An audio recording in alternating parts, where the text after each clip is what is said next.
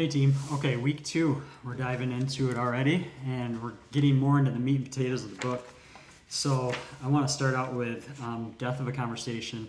This is one of those things that I'm sure all of us have experienced when we're at church, at pretty much anywhere we go and interact with people ever.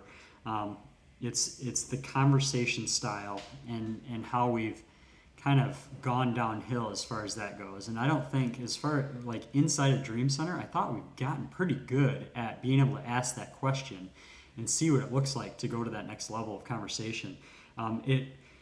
He relates it to two theories of language formation: formulaic language formation and generative language formation.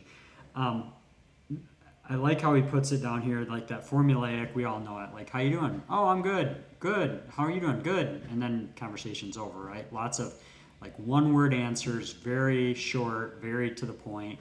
They don't really mean anything at all. And so, but then he goes into how Jesus, the way that he can like talk to people, was generative language formation. And this is what it says in the book. Generative language formation is how Jesus talks to people.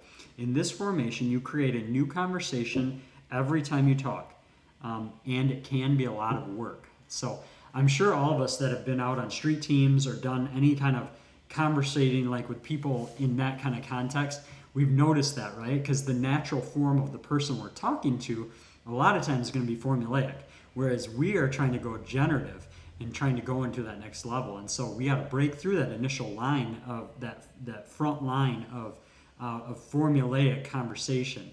And he goes into that in that next section where it talks about conversations in a rideshare. It's a great example of a generative formulation, trying to turn somebody from formulaic.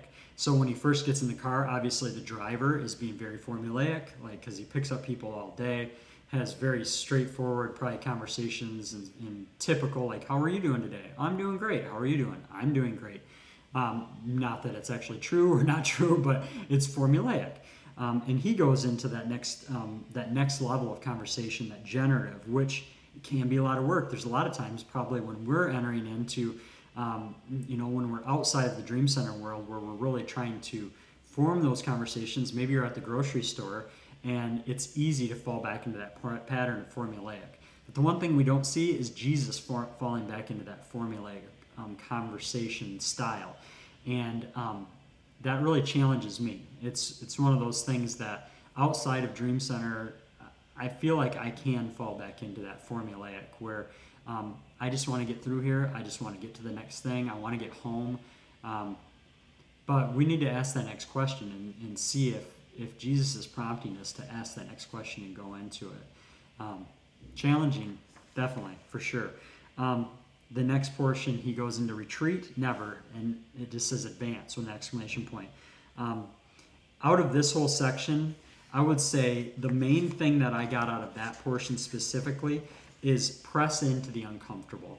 Be willing to find out and go to that next level of uncomfortable. Inside of American culture, we have different things that are very